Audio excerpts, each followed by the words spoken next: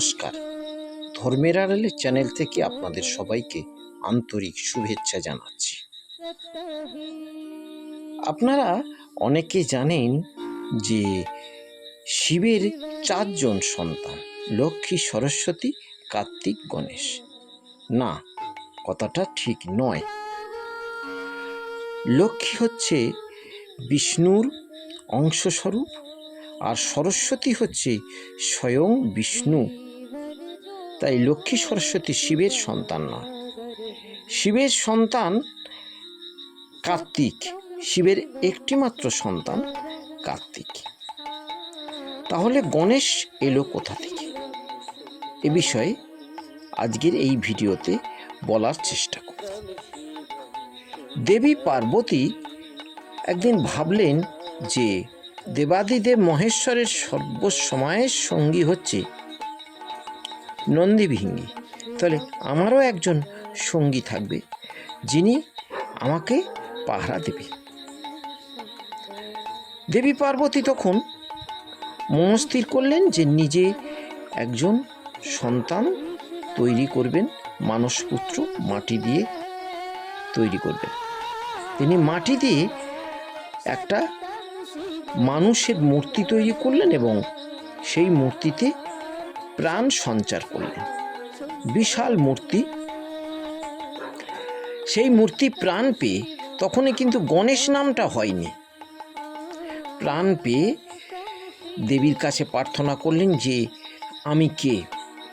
দেবী বললেন যে তুমি আমার সন্তান, আমি তোমাকে তৈরি করেছি, তুমি আমার মানসপুত্র, তুমি আমার সর্বক্ষণ থাকবে কাছে। এই কথা বলে দেবী পুষ্করণীর মধ্যে সরোবরে প্রবেশ করলেন। সেই সরোবরের দ্বার পাহারায় রইলেন এই গণেশ। ইতিমধ্যে দেবাদিদেব মহেশ্বর নন্দীভিঙ্গিকে পাঠালেন মাকে ডাকতে। দ্বারে বাধা পেলেন নন্দীভিঙ্গি এবং প্রলয়ঙ্কর যুদ্ধ হলো। সেই যুদ্ধে নন্দীভিঙ্গি গুরুতর আহত হয়ে শিবের কাছে গেলেন। এই সংবাদ শুনে শিব এলেন। শিব এসে তখনও সেই দেবীর মানসপুত্র গণেশের পরিচয় শিব জানতেন না। শিব বললেন যে আমি ভিতরে ঢুকবো। গণেশ বলল যে না, ঢুকতে দেওয়া যাবে না। শিবের ক্রোধের বিকাশ হলো এবং শিবের সঙ্গে গণেশের যুদ্ধ হলো। গণেশের মাথা কাটা গেল। দেবী মহামায়া জানতে পারলেন এবং ছুটে সেখানে এসে উপস্থিত হলেন।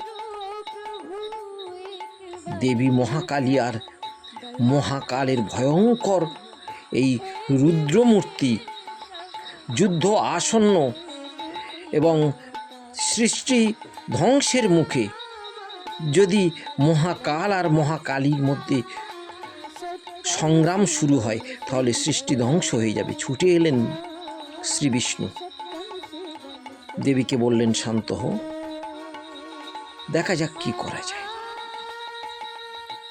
নন্দীভিঙ্গিকে পাঠানো হলো কৈলাস থেকে 1 যোজন ঈশান কোণের দূরত্বে যে থাকুক, প্রাণী, পশু, পাখি যে থাকি, তার মস্তক নিয়ে আসো।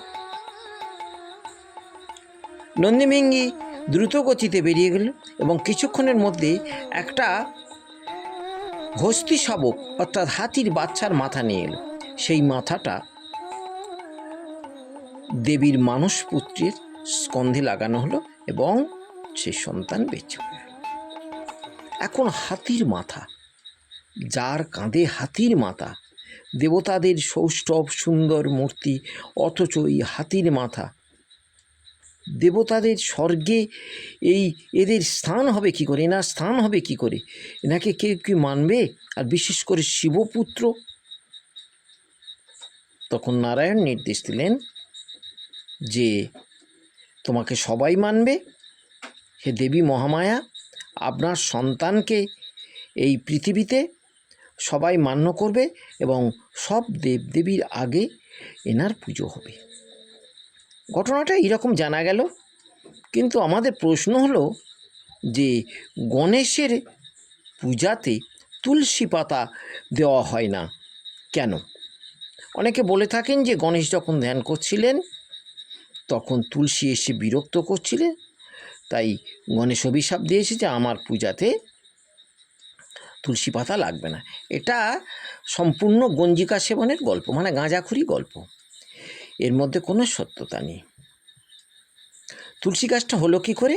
তুলসীর মৃত্যুর পরে তুলসীর সমাধি থেকে বা চিতায় থেকে তুলসীর যে গাছটা হয়েছে সেই গাছটার নাম হয়েছিল তুলসী গাছ, নাম দেওয়া হয়েছিল। সেই পাতা বিষ্ণু মস্তকে ধারণ করেছেন, সেই পাতা দিয়ে বিষ্ণু পূজা হয়। তাহলে গণেশ যখন ধ্যান করছিলেন সেই সময় এই তুলসী আসাটা, অভিশাপ দেওয়াটা, এটা নিতান্ত লৌকিক। তবে গণেশ হচ্ছেন শিব পরিবারের মধ্যে, শিব, দুর্গা, কার্তিক, গণেশ এরা শিব পরিবারের মধ্যে, এদের পূজাতে বেলপাতাই লাগে। কিন্তু আপনারা ভেবে দেখবেন তুলসী পাতা ছাড়া কোনো নৈবেদ্য বিষ্ণুকে নিবেদন করা যায় না, আর বিষ্ণুকে নিবেদন না করলে সেই প্রসাদ অন্য কোনো দেবদেবীকে দেওয়া যায় না। তাই তুলসী পাতা সর্ব পূজাতে লাগতে পারে, গণেশের পায়ে বা গণেশের গায়ে না দেওয়া যেতে পারে, কিন্তু তুলসী পাতাবিহীন পূজা হয় না।